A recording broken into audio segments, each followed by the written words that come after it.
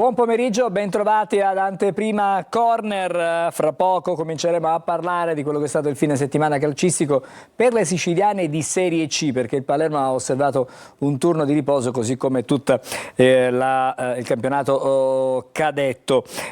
Saluto subito, visto che è in studio oggi pomeriggio con noi, Alessandro Vagliasindi. Buon pomeriggio. Grazie Alessandro. Allora fra poco parleremo di questo pareggio 0-0 tra il Catania ed il Crotone, ma intanto vediamo il quadro della giornata, come sono andati i risultati, in attesa ancora di un'ultima partita che si giocherà poi in serata. Eccolo qui. Allora, Cavese-Trapani, giocata comunque in anticipo, è finita 2-1, Sorrento-Latina 1-1, Juventus Next Gen Foggia 2-0, Catania e Crotone, come detto, 0-0 a Giuliano, il Messina è passato per 3-2, poi il Monopoli ha superato la Casertana 1-0, ci sono due partite che si giocano tutte allo stesso orario stasera, Avellino Potenza e Benevento Piceno, due partite molto interessanti. La classifica che si compone alla 33esima giornata in attesa delle ultime due.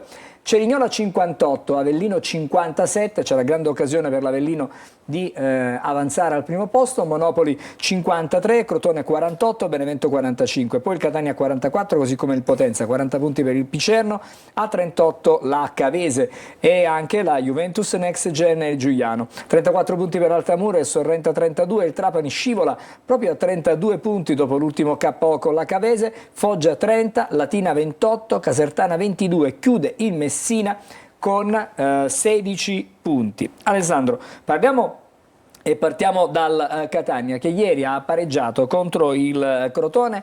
Alla fine sicuramente quello che si può dire è che la squadra ha fatto quello che andava fatto in questa circostanza, che lì davanti ci sono dei problemi e questo si sapeva già, ma che con ogni probabilità il recupero di alcuni uomini importanti, il rientro di alcuni uomini importanti stanno regalando a Toscano, non dico la quadratura completa di questo cerchio, però ci siamo quasi.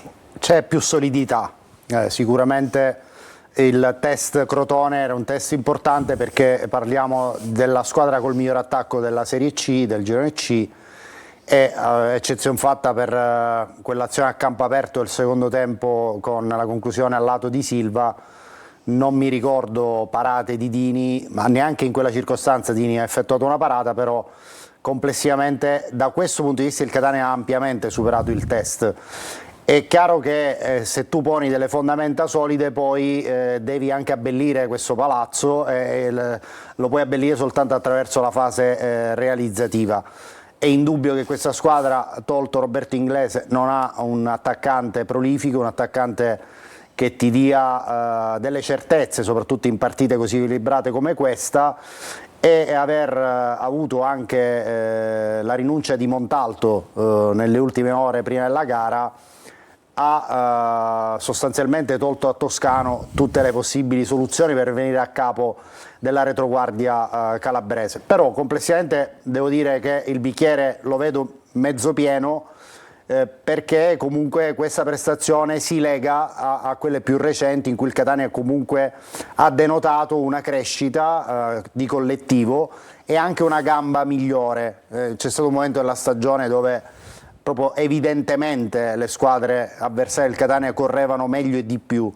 Adesso il Catania riesce a coprire tutti e 90 minuti più il recupero con una espressione atletica, diciamo, continua, e questo credo è un dato molto interessante. Alessandro, cosa possiamo dire di questo risultato, di questo 0-0? Alla fine può stare stretto al Catania? Beh, alla luce di quello che ha espresso il rettangolo di gioco, certamente sì. L'ultima occasione più clamorosa, anche se poi non si è tradotto in conclusione a rete, è stata quella di Stoppa, quando Lunetta gli ha aperto l'autostrada verso la porta di Dalterio. Purtroppo l'ultimo tocco prima dell'ingresso finale di Stoppa è stato sbagliato e quindi l'azione non si è conclusa, e poi l'altra azione di Frisenna sulla destra, il cross in aria, Stoppa che calcia secondo me per far gol, e lì è Carneglutti che veramente compie un intervento determinante, come se avesse realizzato un gol. Quindi sì, poi c'è il palo di Lunetta, c'è un'azione che rivedremo stasera ampiamente in chiave di Moviola, che fa gridare ovviamente alle proteste, perché c'era un evidentissimo fallo di mani di Armini nel primo tempo sulla conclusione al limite di Menez, nell'azione che poi porta alla traversa all'incrocio dei pali di Lunetta, e quindi nella sommatoria di tutti questi episodi sicuramente il Catania legittimamente poteva meritare la vittoria rispetto al Crotone. Sentiamo cosa ha detto Mimmo Toscano nel post partita.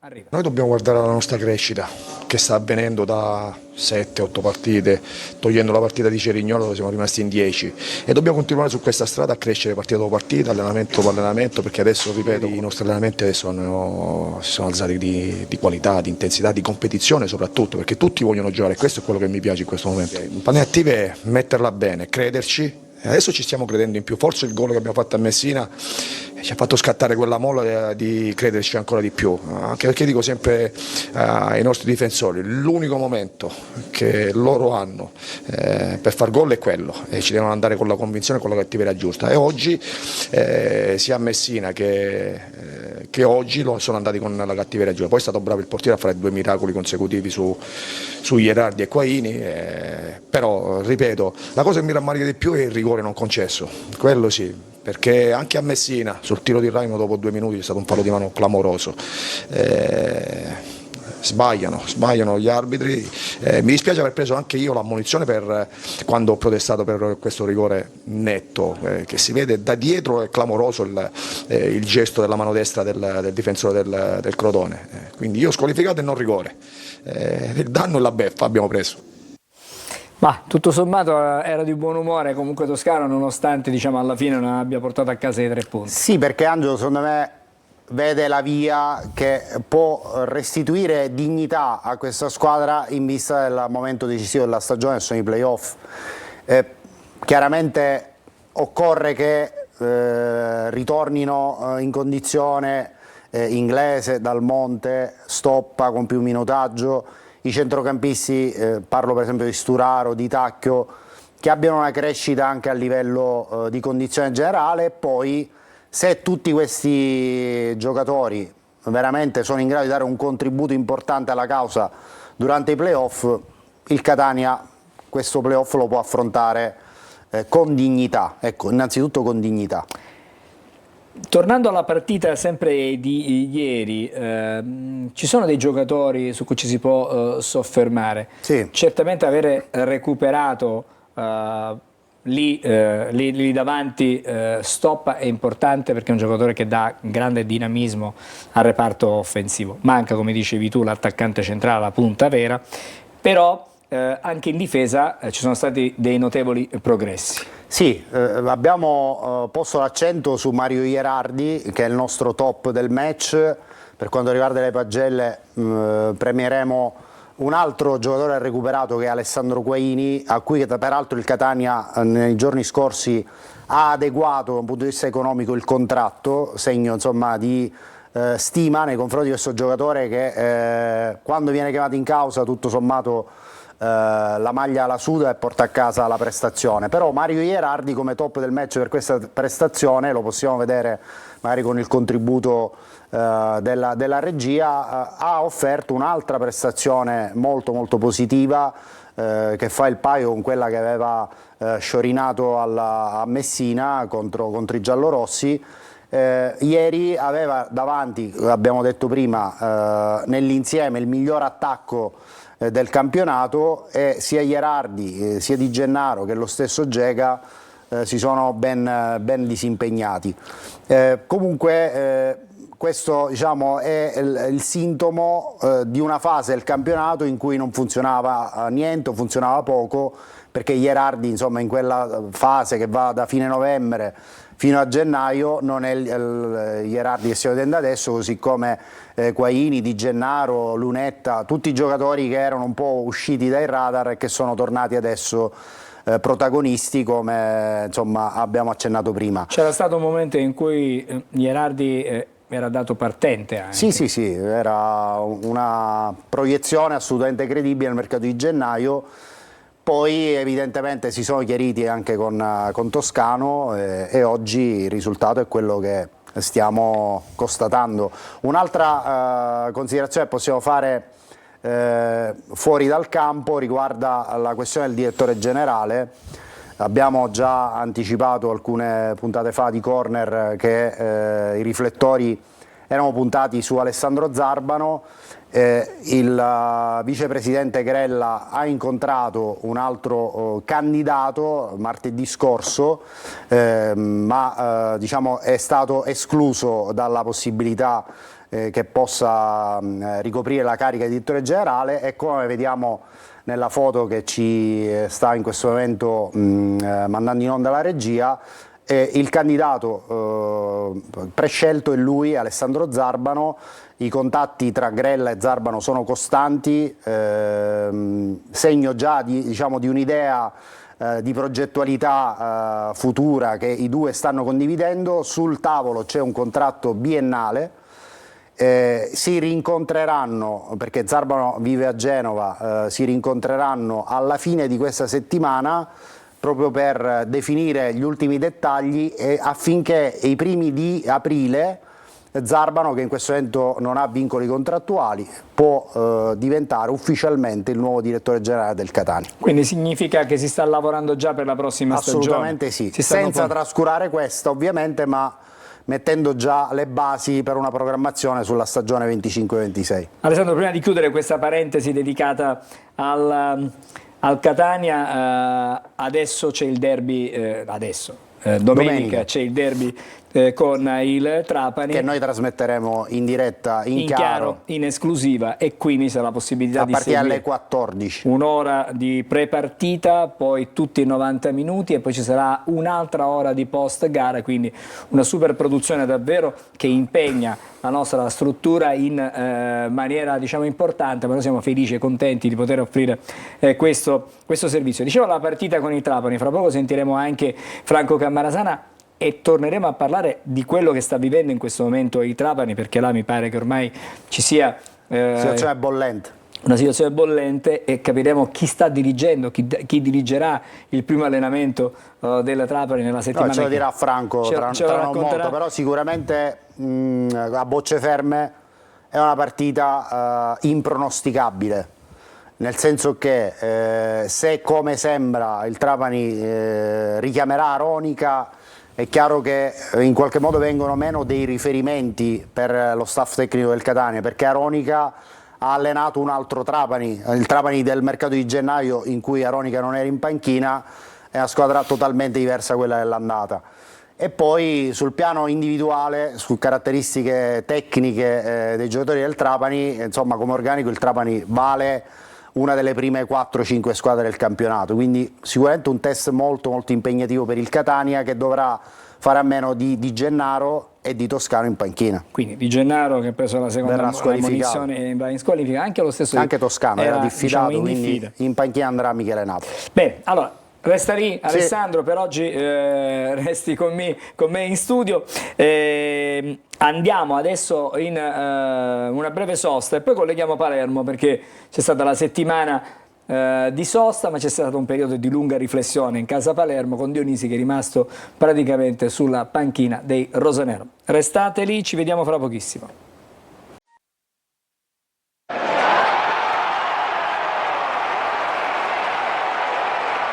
Siamo di nuovo insieme, adesso come annunciato andiamo a Palermo da Marco Gullà. Buon pomeriggio Marco. Buon pomeriggio Angelo, buon pomeriggio a tutti. Allora, la situazione in casa Palermo resta comunque complicata. Sì, c'è stata la conferma di Dionisi sulla panchina, ci sono state le dichiarazioni del direttore sportivo, c'è stata anche la visita della proprietà inglese in città, comunque nella sede diciamo degli allenamenti del Palermo, però le cose sono ancora, c'è turbolenza, è chiaro, no?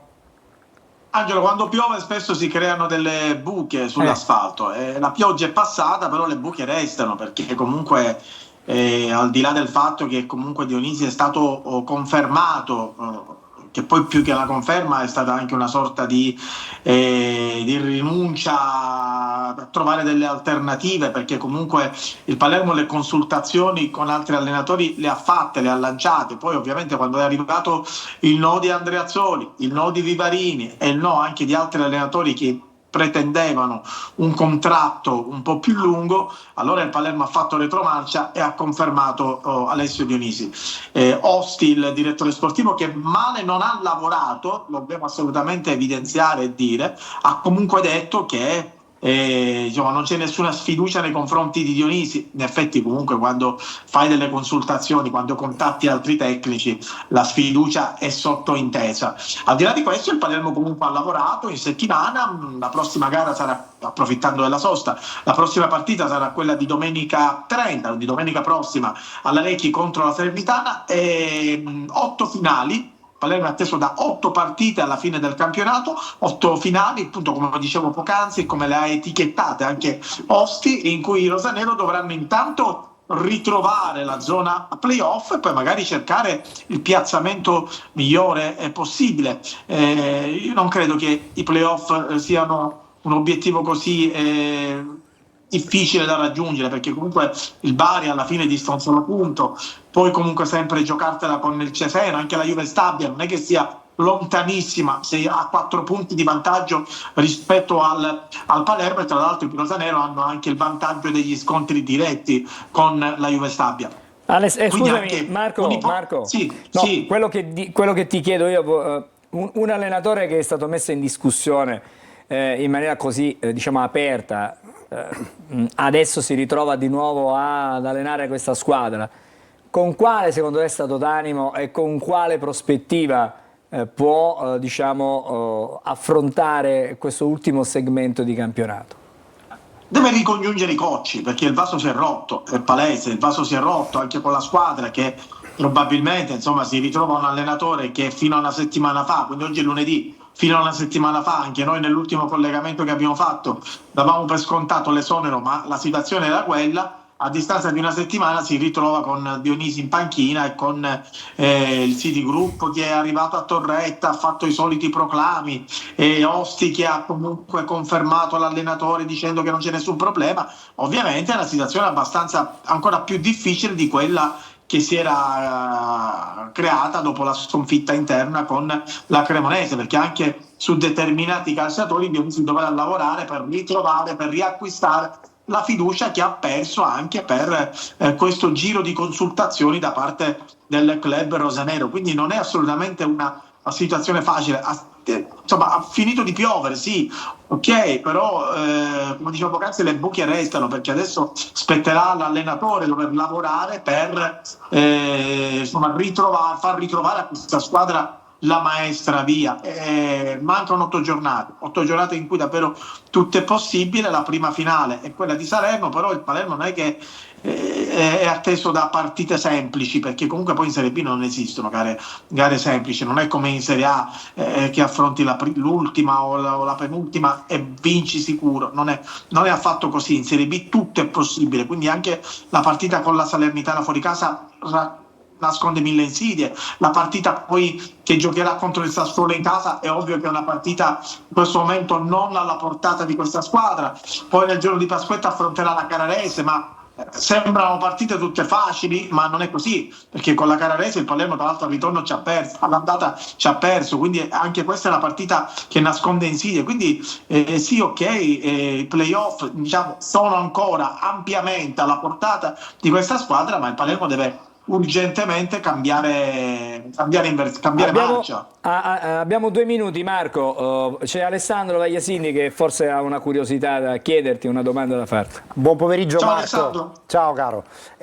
Dico, può essere che il mercato di gennaio abbia un po' alterato gli equilibri dello spogliatoio e quindi queste prestazioni più recenti siano una sorta di crisi di rigetto in questo rimpasto che il Palermo ha posto in essere col mercato di gennaio?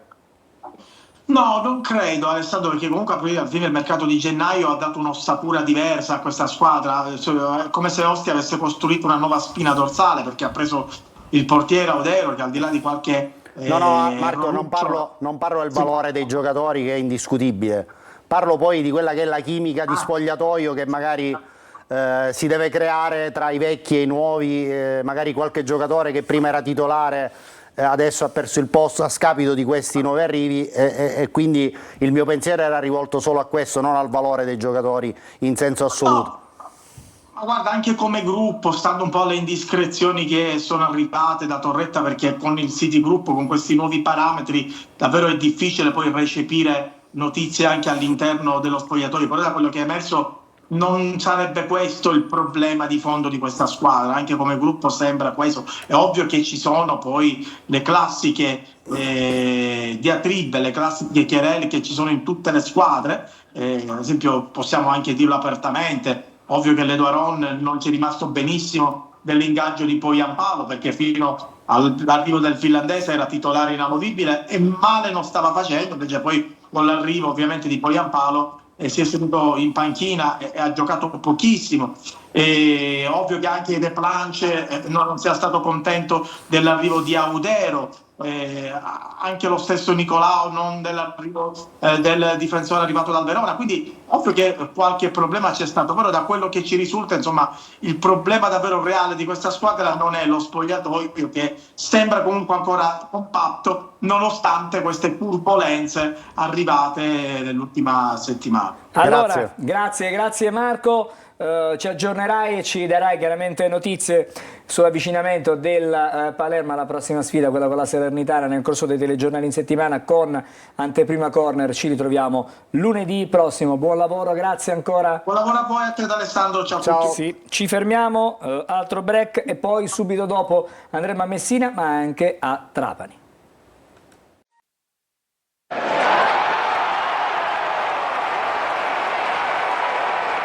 Eccoci di nuovo insieme per l'ultimo segmento di Anteprima Corner.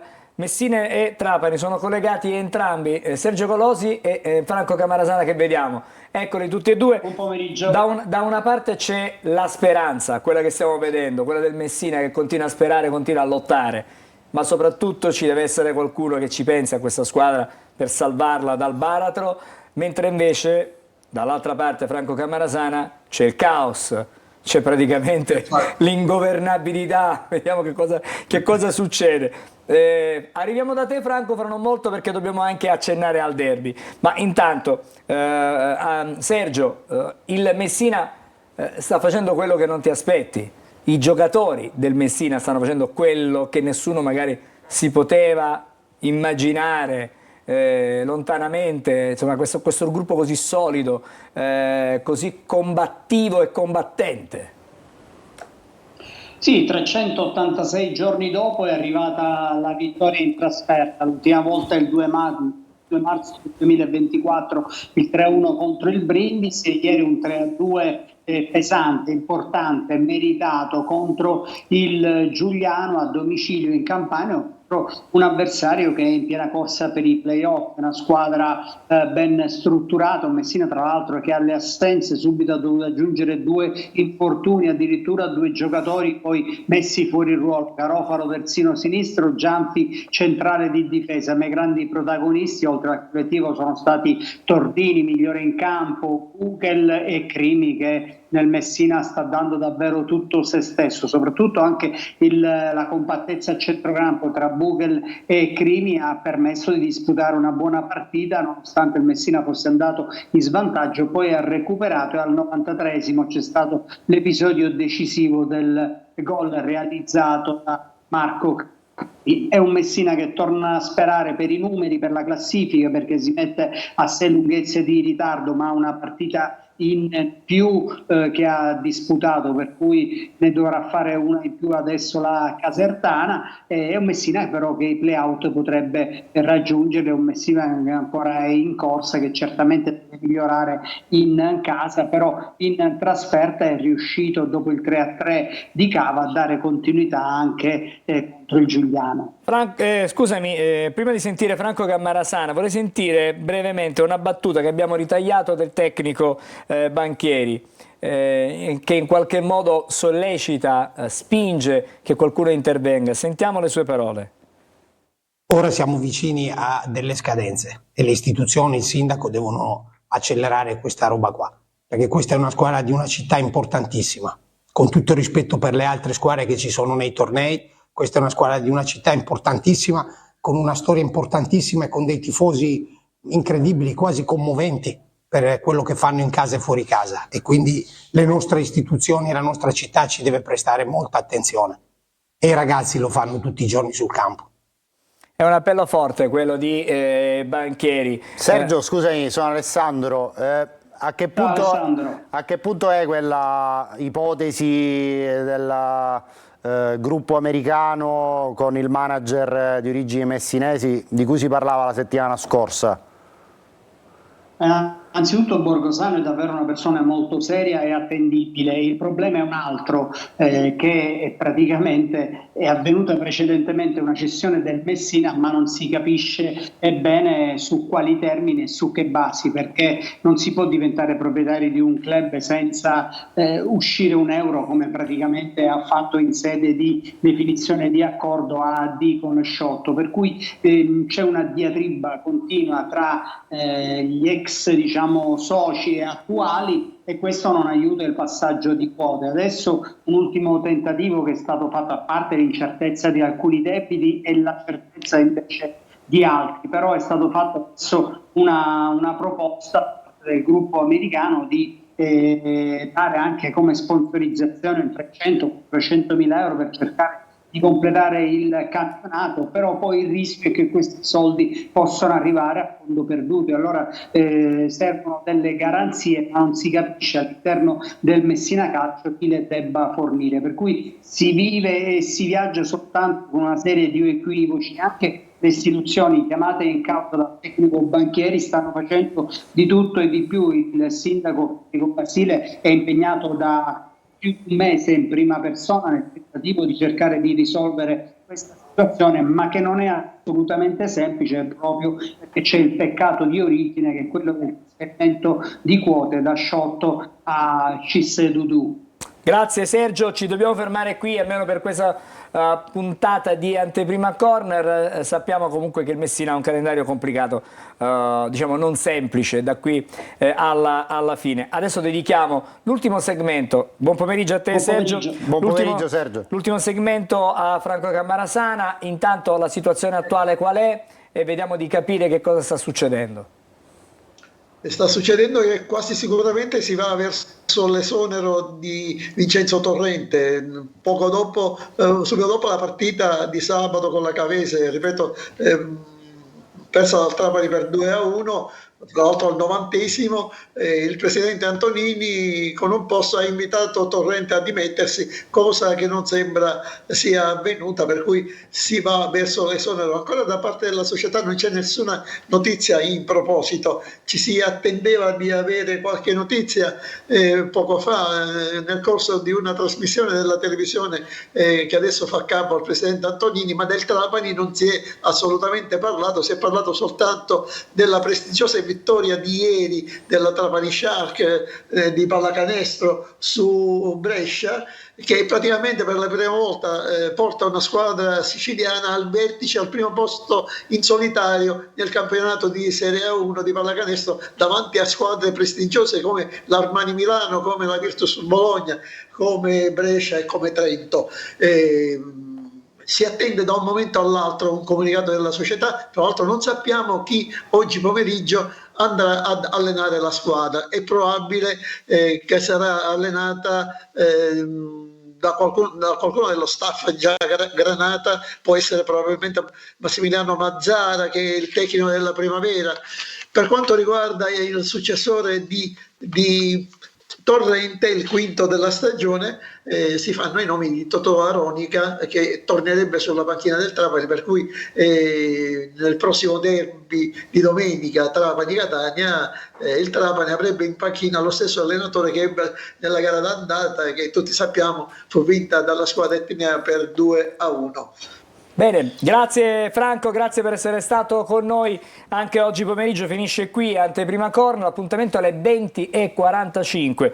Parleremo tantissimo di Catania, la partita di ieri, il derby con il Trapani di cui abbiamo appena finito di, diciamo, di avere qualche indicazione. Sicuramente forse avremo il nome del nuovo allenatore. Sarebbe grave senza, fino Trapani. a martedì non è noto l'allenatore del Trapani. E poi cercheremo di capire se ieri questo rigore c'era oppure no. Ci sono delle immagini, dei fotogrammi inequivocabili. Grazie allora ad Alessandro Vagliasini per essere stato con noi. Anteprima Corner torna lunedì prossimo e noi invece ci vediamo alle 20:45 su Telecolor con Corner.